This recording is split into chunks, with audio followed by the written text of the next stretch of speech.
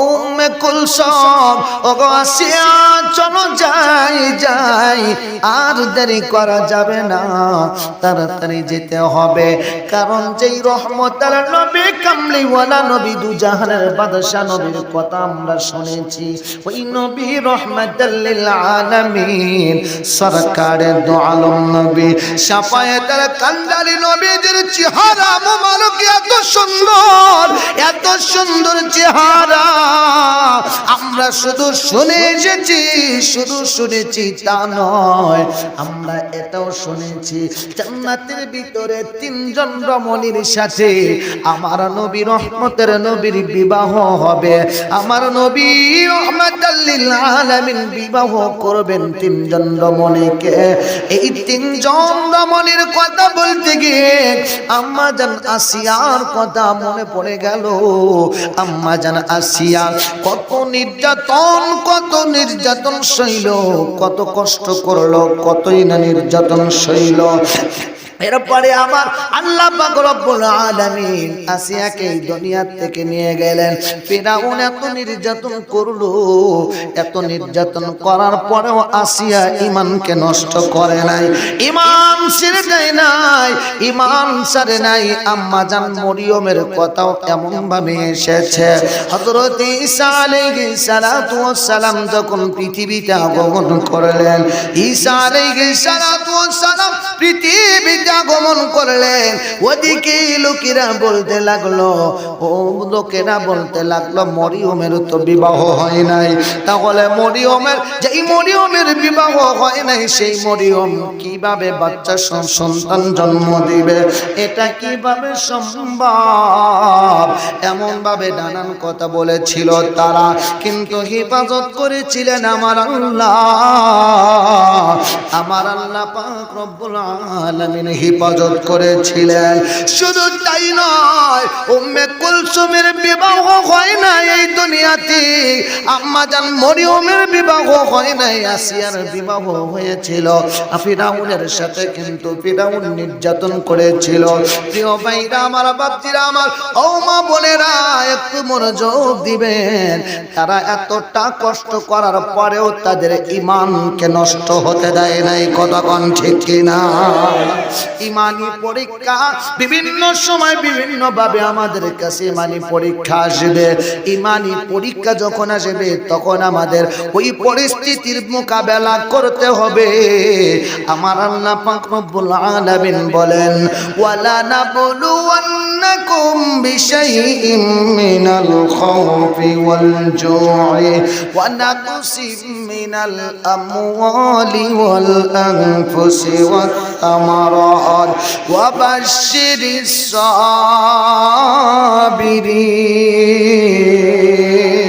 Saverin. আল্লাহ সুবহানাহু ওয়া তাআলা বলেন, দুনিয়ার মানুষেরা তোমাদেরকে আমি পরীক্ষা করব, বিভিন্ন রকম ভাবে পরীক্ষা করব। কখনো পরীক্ষা করব সন্তান দিয়ে, কখনো পরীক্ষা করব সন্তান কেড়ে নিয়ে। হয় না?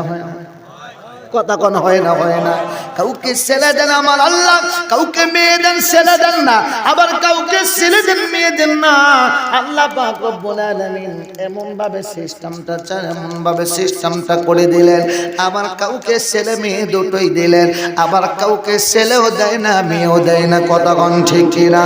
এমন কিছু মানুষ আছে রে বাবা, ওলি মানে না, ওলির দরবারে যায় না, কিন্তু সন্তানও হয় না, সন্তানের জন্য চলে যায় খাটা তলা।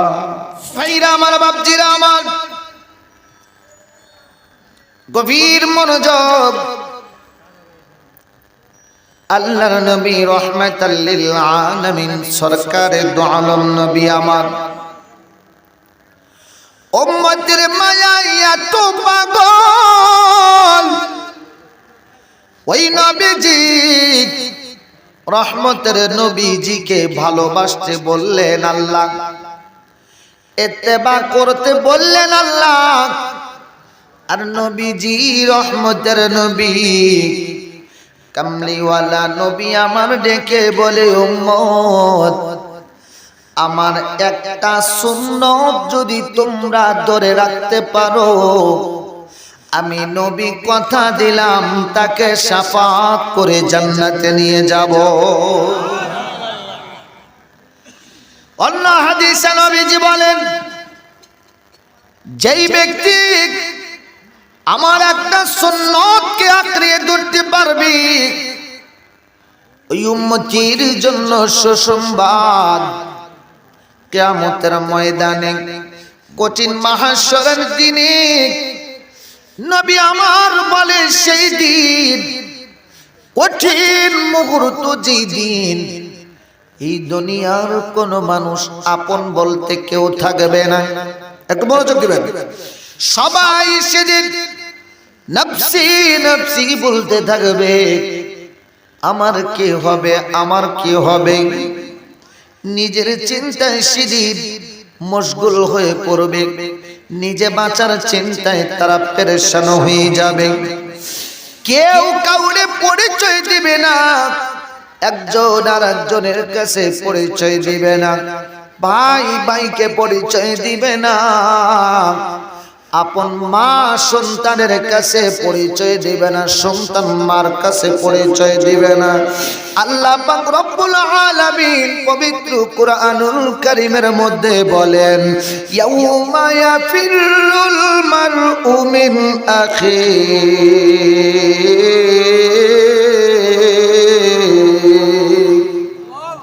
আল্লাহ পাক রব্বুল আলামিন বলেন, আরে দুনিয়ার মানুষেরা শোনো, সেদিনের কথা বলছি, কিয়ামতের ময়দানের কথা।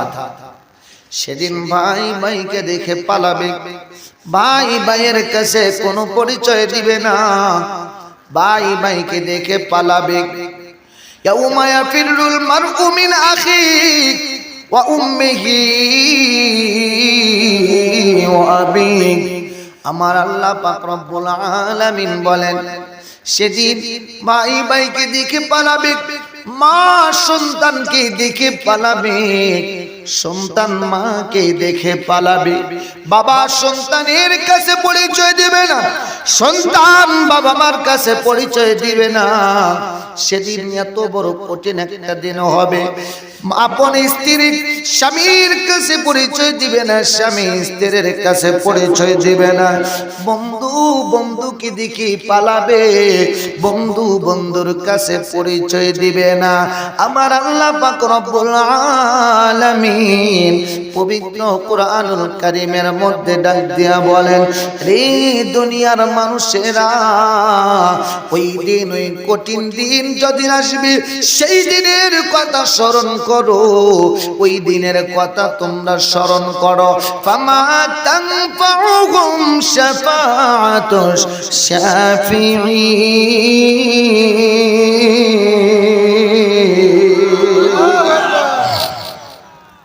আল্লাহ পাক রব্বুল আলামিন ডেকে বলেন, এরা দুনিয়ার মানুষেরা, সেদিন তারা কোনো সুপারিশকারী পাবে না, তাদের জন্য কোনো সুপারিশকারী দেওয়া হবে না। চার শ্রেণীর মানুষ যারা এই দুনিয়ার বুকে আল্লাহ পাক রব্বুল আলামিন তাদের পরিচয়টা তুলে ধরেছেন।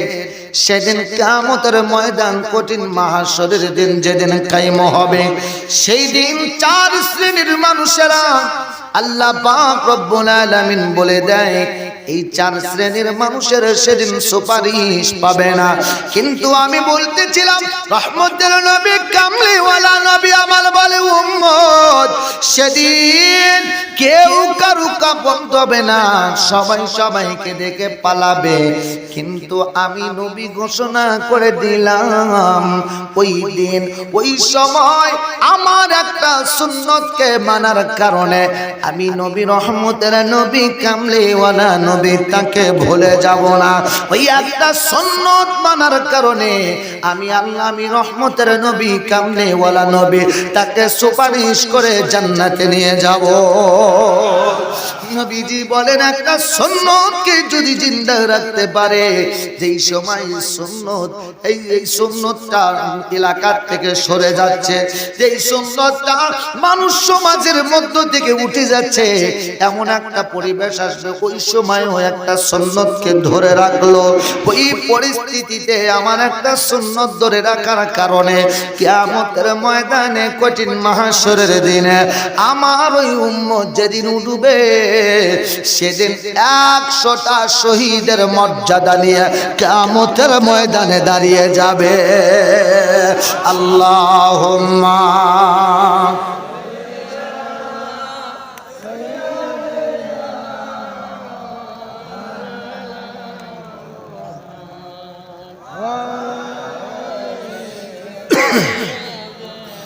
মাওলানা মুহাম্মদ আল্লাহুম্মা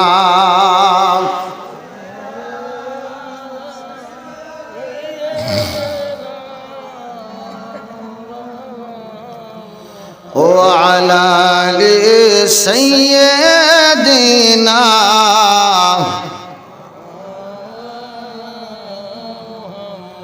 আমার জীবন করব দান গেয়ে নবীর গুণগান। আমার জীবন করব দান গেয়ে নবীর গুণগান।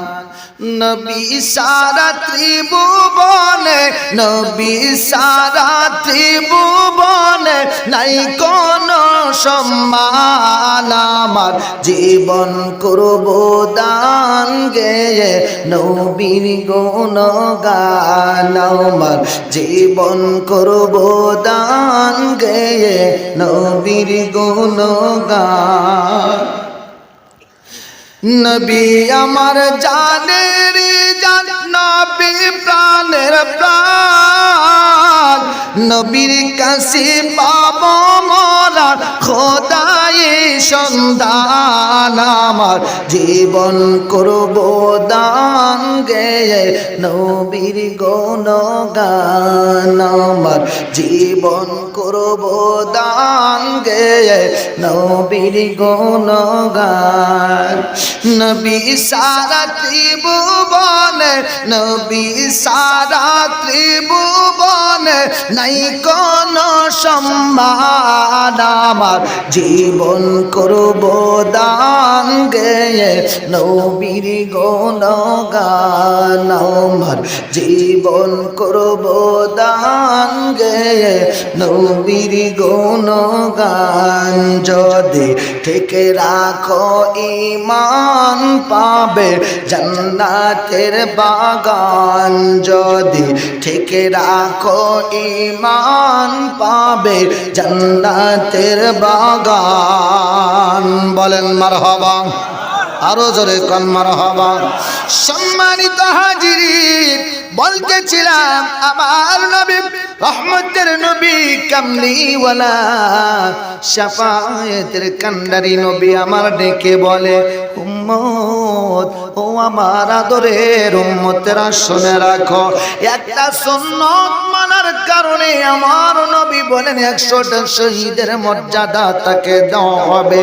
একটা সুন্নত মানার কারণে আমার নবী বলে তাকে আমি সুপারিশ করে জান্নাতে নিয়ে যাব। আমার নবী রহমতের নবী, কামলিওয়ালা নবী আমার মিজানের পাল্লার পাশে যাইয়া দেখবি আমার উম্মতের নেকির পাল্লা উঁচু হয়ে গেছে, বদির পাল্লা ভারী হয়ে গেছে। নবী আমার ডাক দিবে, মালিক আপনার কাছে আরজি জানাই গো মালিক, ও মাওলা আপনার কাছে আরজি জানাই, আমার উম্মতের নেকির পাল্লা ভারী হলো না, বদির পাল্লা ভারী হয়ে গেল। কিন্তু আল্লাহ আমার এই উম্মতের ভিতরে ছিল আমি নবীর প্রেম, আমি নবীর ভালোবাসা, আমি নবীর মহাব্বত ছিল। ওই মহাব্বতে পড়ে আমি নবীকে ভালোবেসে আমি নবীর দরুদ পড়েছে, আমি নবী রহমতের নবী কামলি কামলিওয়ালা সরকারে দু আলম নবীজির সুন্নত পালন করেছে, যার কারণে আমি নবী রহমতের নবী কামলিওয়ালা নবী আমার উম্মতের পাশে দাঁড়িয়ে গেলাম। আমার নবী রহমতের নবী ডান হাত মোবারক নেকির পাল্লার উপরে রেখে দিবে, সাথে সাথে নেকির পাল্লা ভারী হয়ে যাবে। কঠিন হাসরের দিনে বেহেশতে যাবেন না নবী উম্মত বিনে, মাফ করিয়া দিবেন আল্লাহ, মাফ করিয়া দিবেন আল্লাহ নবীর ওসিলায়। চলো নবীজির জান্নাতে মদিনাতে যাই, চলো নবীজির জান্নাতে মদিনাতে যাই। কে কে যাবি মদিনা, মদিনাতে কান্দেন নবী উম্মতের মায়ায়, দিন রজনী কান্দেন নবীজি উম্মতের মায়ায়। চলো নবীজির জান্নাতে, চলো নবীজির জান্নাতে মদিনাতে যাই। সম্মানিত হাজিরেন, বলতেছিলাম আমার নবী রহমতের নবী কামলিওয়ালা নবীর একটা সুন্নতের মর্যাদা আছে না নাই? কথা বলেন আছে না নাই? সুন্নতের দাম আছে না নাই? কিয়ামতের দিন একটা সুন্নতের মর্যাদা কত বেশি হবে। আমরা কয়বার শহীদ হয়েছি? হ্যাঁ মনে হয় 2-1 বার হয়েছি নাকি? 2-1 বার হয়েছি। সব দিতে পারি যদি ইসলামের জন্য যদি রাখা হয়, যে জায়গায় ঝামেলা হওয়ার সম্ভাবনা আছে যাও আসতেছে নাকি না হয় ব্যস্ত আছি, এই ঝামেলা এইটা সমস্যা, অমুক জায়গা যাওয়া লাগবে, এই কাজ সেই কাজ, আর যাওয়া যাবে না। আমাদের মতো ইমানদার যদি আজ থেকে 1450 বছর আগে নবীর সময় থাকতো, নবীজি যখন দুনিয়াতে ছিলেন ওই সময় যদি আমরা যদি থাকতাম তাহলে কি করতাম? হুজুর বলতেন বাবা চলো জিহাদের ময়দানে যেতে হবে। আমাদের মতন এরকম পাক্কা ইমানদাররা এটাই বলতো, হুজুর জান আইতেছি নাকি, জান আসতেছি। একটা শহীদের মর্যাদা কত বেশি, আর সেখানে একটা সুন্নতকে আঁকড়িয়ে ধরার কারণে কতটি শহীদের মর্যাদা পাওয়া যাবে? কথা কয় না কতটি? 100টা শহীদের মর্যাদা পাওয়া যাবে। আজকে সমাজের অবস্থা কি হয়েছে? সুন্নত আদায় করছে, ফরজ আদায় করছে, কিন্তু সুন্নত আদায় করতে গিয়ে গান বাজনা এগুলো দিয়ে সমাজকে দূষিত করে ফেলছে, ঠিক কিনা? সমাজকে দূষিত করে ফেলে নাই, সমাজকে দূষিত করে ফেলেছে। মাশাআল্লাহ আজকের এই অনুষ্ঠানটা ভালো না? কথা বলেন ভালো না?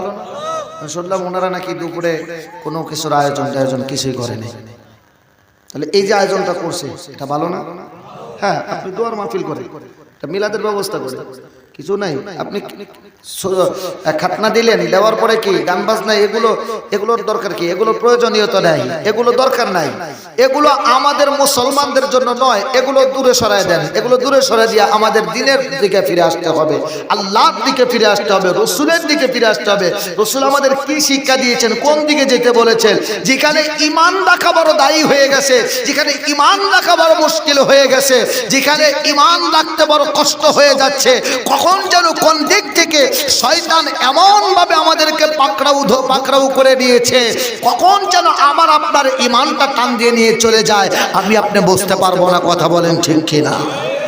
আমরা মনে করি মনে হয় শুধু শয়তান ইবলিসই নাকি? শুধু ইবলিস শয়তান? হ্যাঁ ইবলিস শয়তানই শুধু না, মিনাল জিন্নাতি ওয়ান নাস, জিন শয়তান, মানুষ শয়তান। এই মানুষ শয়তান, মানুষ যখন শয়তানকে শুরু করে না, তখন ইবলিশ কয় এই জায়গা আমার চাইতে বস আইছে, আমার চাইতে বড় বস। মানুষ যখন শয়তানি করে তখন ইবলিশ শয়তান দূরে সরে যায়, এই জায়গা আমার কাজ নেই, আমি এখন অবসর আছি, এখন আমি অন্য কাজে যাই, এখানে যেটা আছে এটাই যথেষ্ট। সকল শয়তানি ওয়াসওয়াসা থেকে আল্লাহ পাক হেফাজত করুক আমাদের, বলেন আমিন। আরো জোরে বলেন আমিন। কষ্ট হচ্ছে? চলবে কিছু সময়, চলবে কিছু সময়। অন্য জায়গায় ওয়াজ করা যায়, শাহজাদপুর ওয়াজ করা যায় না, শাহজাদপুরে একটু আনন্দ যায়। কথা কোন ঠিক কিনা? আচ্ছা, ওলির দরবার সামনে, কথা বলেন ঠিক কিনা? হ্যাঁ, সম্মানিত হাজিরিন, একটু মনোযোগ দিবেন। তাহলে আমাদের আল্লাহ পাক রব্বুল আলামিন তার হাবিবের মাধ্যমে আমাদেরকে জানিয়ে দিলেন যেই জিনিসগুলো দরকার। গান বাজনা আমাদের দরকার নাই, আছে?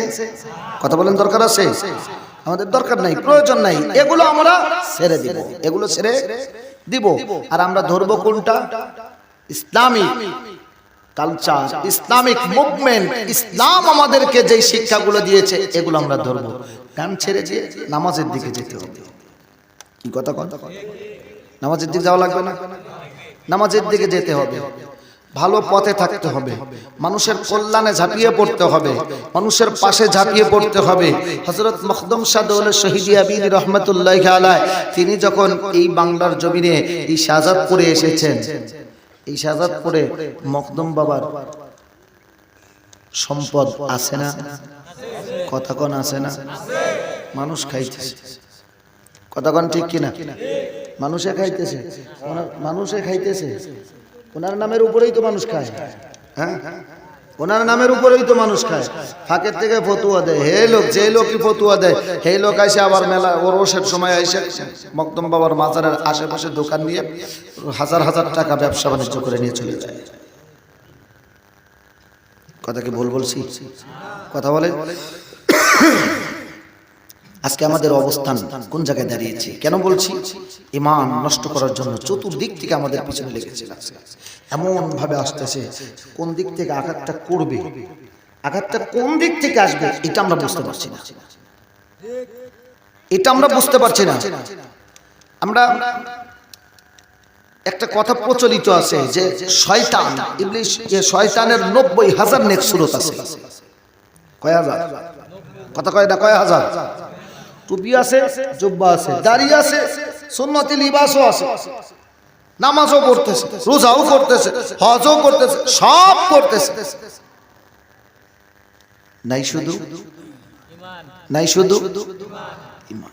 বেশি লাগবে না, সব কিছু করতেছে।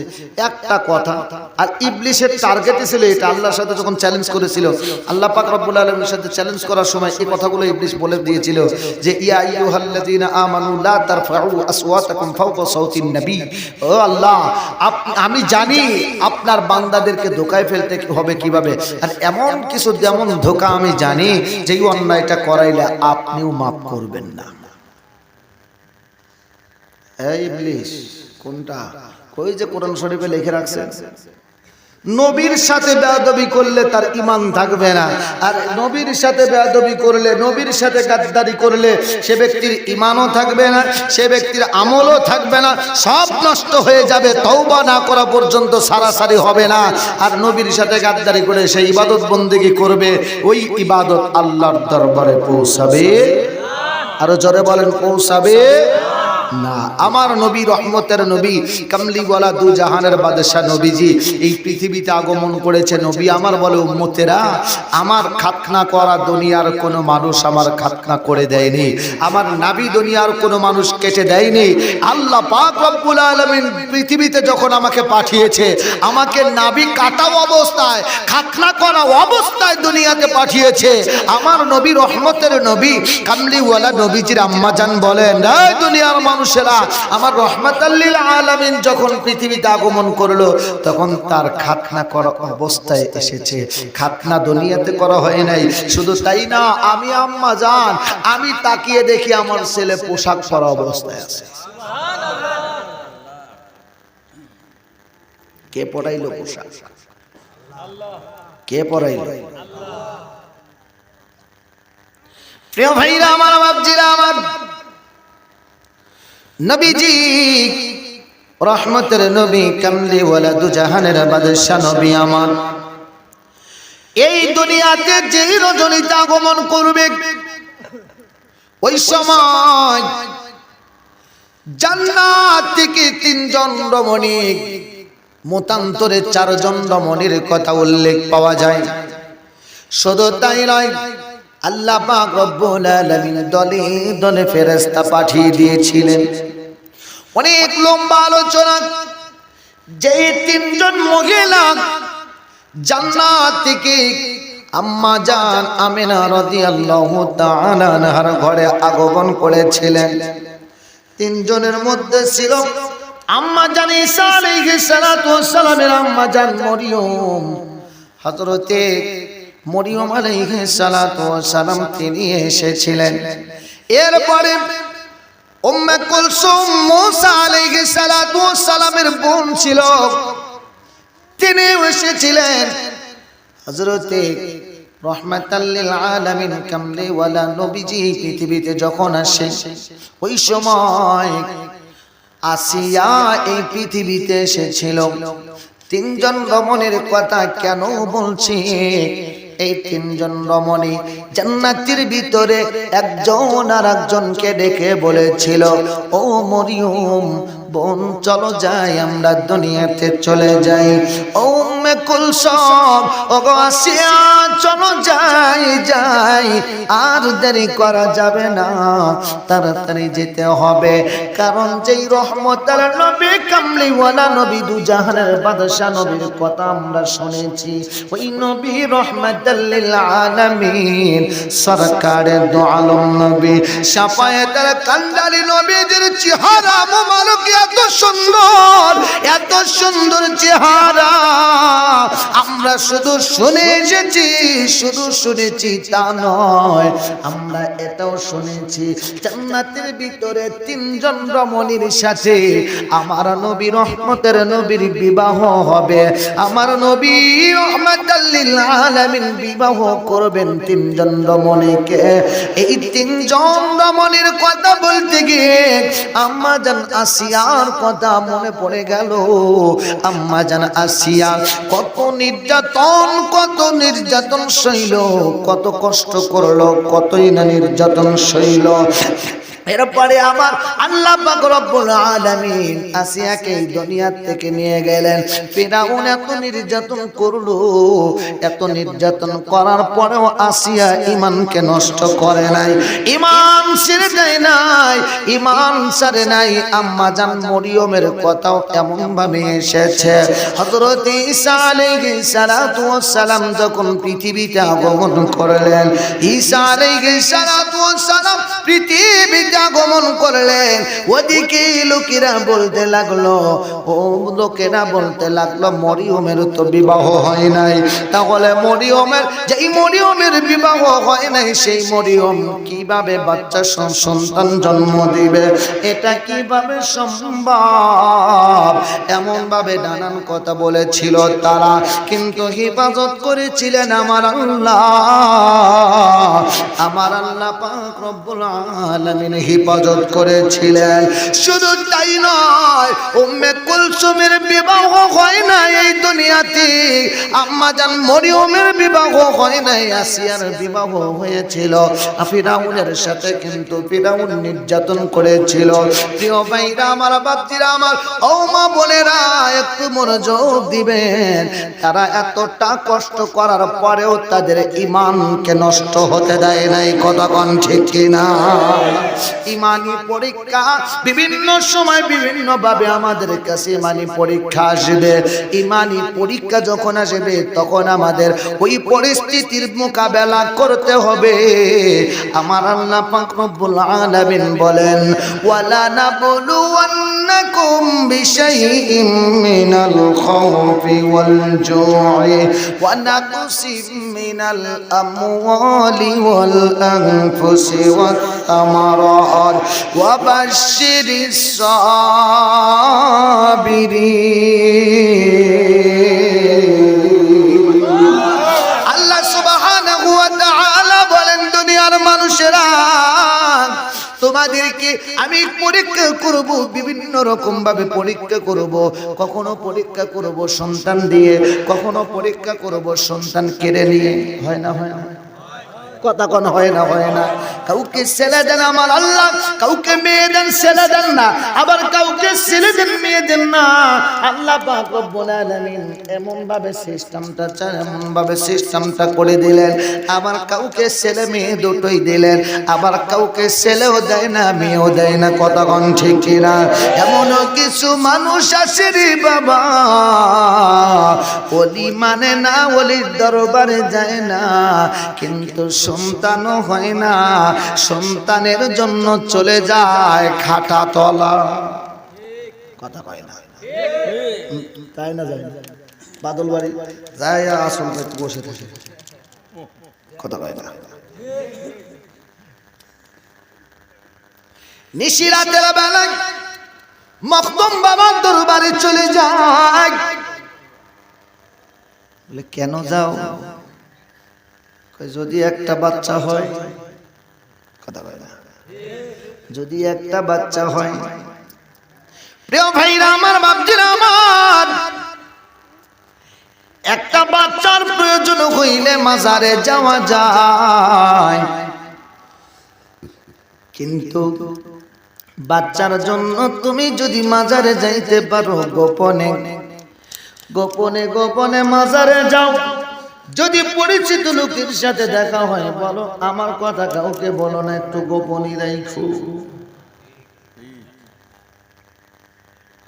প্রিয় ভাইরা আমার, বাপজিরা আমার, এজন্য বলছি আল্লাহ পাক রব্বুল আলামিন কখনো সন্তান দিয়ে পরীক্ষা করবেন, কখনো সন্তান না দিয়ে পরীক্ষা করবেন, কখনো ছেলে দিবেন, কখনো মেয়ে দিবেন। আজকে ওই ছেলের সন্তান পৃথিবীতে আগমন করেছে, ওই ছেলের সন্তানের জন্য খাতনার ব্যবস্থা করলো, করে গান বাজনার আয়োজন করলো না, তারা আয়োজন করলো এত সুন্দর একটা মাহফিলের, কিন্তু যদি ডিজে গানের আয়োজন করতো লোকে লোকারণ হয়ে যাইতো। কথা বলেন ঠিক কিনা? সোনার ভাইরা আমার, বাপজিরা আমার, বাবা মা কত ভালো, বাবা মা এত সুন্দর করে এমন একটা সিস্টেম তৈরি করলেন। আমার আল্লাহ পাক রব্বুল আলামিন এই বাবা মার ব্যাপারে কত সুন্দর করে পবিত্র কুরআনুল কারীমের মধ্যে জানায় দিলেন, ওয়া ক্বাদা রাব্বুকা আল্লা তা'বুদু ইল্লা ইয়াহু ওয়া বিল ওয়ালিদাইনি ইহসানা। এই দুনিয়ার মানুষেরা, আমি আল্লাহর ইবাদত করো, আমি আল্লাহর গোলামি করো, আমি আল্লাহর দাসত্ব করো। আমি আল্লাহর দাসত্ব করার পরে তোমার কাজ হবে তোমার পিতা মাতার খেদমত করবা, পিতা মাতার খেদমত করবা। আমি আল্লাহ পাক রব্বুল আলামিন তোমার এই খেদমত করাকে আমি আল্লাহর ইবাদত হিসেবে গণ্য করে নিব, কবুল করে নিব। আমার নবী, রহমতের নবী, কামলিওয়ালা দুজাহানের বাদশা নবী আমার আম্মা জানের কাছে যাইয়া বললেন, আম্মা জান, আমার বাবা তো নাই, আমার বাবারে তো পাই না। ছোট বাচ্চারা বাবার কোলে উঠে যায়, কত আনন্দ করে, কত আনন্দ পায়। আজকে যদি আমার বাবা থাকতো, আমি আমার বাবার কোলে উঠতাম, মনে বড় শান্তি পাইতাম। কিন্তু আমার বাবা কই, আমার মন চায় আমার বাবার কাছে যাইতে। আম্মা জান ডেকে বলে, বাবা চলো যাই যাই, তোমার বাবার কাছে যাই। বাবার কাছে যাওয়ার কথা বলে দয়াল নবীজিকে নিয়ে রওনা দিলেন মদিনায়। মদিনায় যাই আমার নবী রহমাতাল লিল আলামিন দয়ার সাগর নবীজি খাজা আব্দুল্লাহর মাজার জিয়ারত করলেন। খাজা আব্দুল্লাহ রাদিয়াল্লাহু তাআলা আনহুর মাজার, তার কবরটা ছিল মসজিদে নববী, এখন বর্তমান যেখানে মসজিদে নববীর মধ্যে পড়েছিল। পরবর্তীতে ওখান থেকে তুলে জান্নাতুল বাকিতে তাকে দাফন, তাকে তার কবর দেওয়া হয়, তার রওজা বানানো হয়। হযরতে খাজা আব্দুল্লাহ রাদিয়াল্লাহু তাআলা আনহুর মাজার জিয়ারত করার পরে ওখান থেকে আমার নবীজি, রহমতের নবী, কামলিওয়ালা নবী আমার রওনা দিলেন। যাইতে যাইতে যাইতে যাইতে কিছু দূর যাওয়ার পরে মদিনা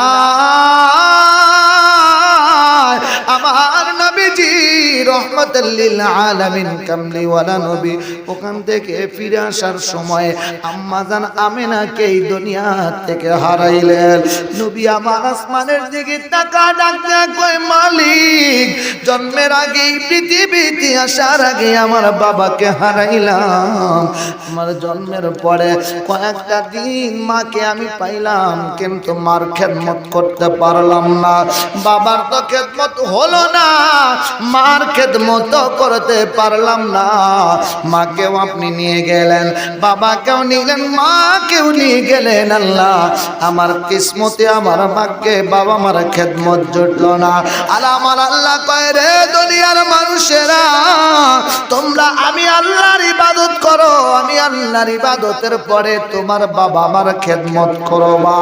আমার আল্লাহ পাক রব্বুল আলামিন বলেন, এ দুনিয়ার মানুষেরা, তোমরা তোমার বাবা মার খেদমত করবা।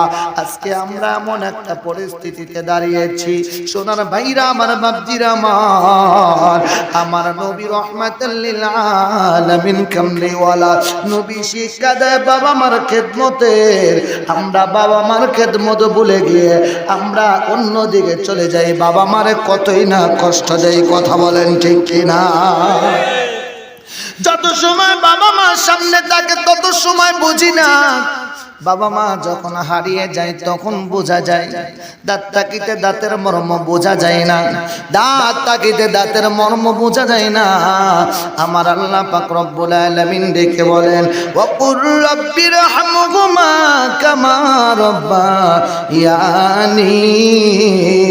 সগীরা। রে দুনিয়ার মানুষেরা, তোমরা কি করবে? তোমার পিতা মাতার জন্য দোয়া করবে। দুনিয়াতে যার পিতা মাতা বেঁচে আছে তার জন্য দোয়া করবে, দুনিয়া থেকে যার পিতা মাতা ইন্তেকাল করেছে তার জন্য দোয়া করবে। বাবা মা যদি তোমাদেরকে কষ্ট দেয় কোনো কারণে, তোমরা তাদেরকে কষ্ট দিও না। উফিল্লাকুমা ওয়ালা তানহারহুমা। আল্লাহ পাক রব্বুল আলামিন বলেন, তোমার পিতা মাতা তোমার আচরণে ও শব্দটুকু যেন উচ্চারণ না করে, যদি করে তাহলে ঝামেলা আছে।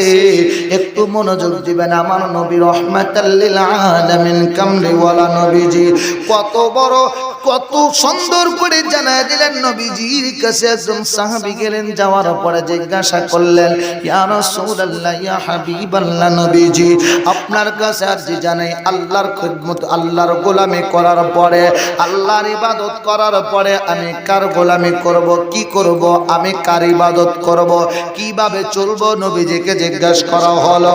আমার নবীজি বলেন, তোমার মার খেদমত করবা, তোমার মার সেবা করবা। এই সাহাবী আবার প্রশ্ন করলেন, নবীজি উত্তর দিলেন, একই উত্তর দিলেন, তোমার মার সেবা করবা, তোমার মার খেদমত করবা।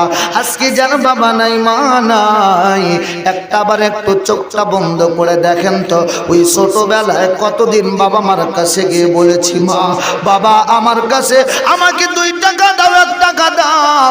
1 টাকা অনেক সময় বাবার কাছে থাকে নাই, মার কাছে থাকে নাই, না দেওয়া পর্যন্ত সারি নাই, নিজের কাছে নাই, অন্য জনের কাছ থেকে ধার করে এনে দিয়েছে। কথা বলেন ঠিক কিনা?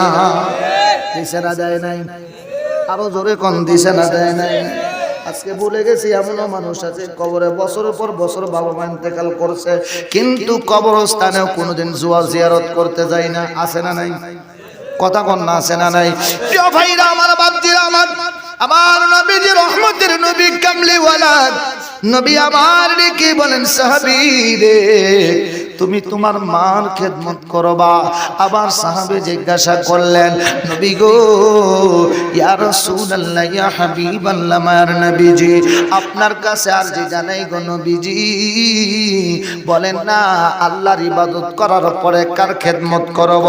নবী বলেন, তোমার মার খেদমত করবা। আবার জিজ্ঞাসা করলেন, নবীজি বলেন, তোমার বাবার খেদমত করবা। আমার নবীজির সাহাবী হযরতে আবু হুরায়রা রাদিয়াল্লাহু তাআলা আনহু নবীজির কাছে আসলেন। আসার পরে জিজ্ঞাসা করেন, আসার পরে নবীজিকে সালাম জানালেন, ইয়া রাসূলুল্লাহ, ইয়া হাবিবাল্লাহ, মার নবীজি আপনার কাছে আর যে জানাই হুজুর আমি একটা কথা বলতে চাই।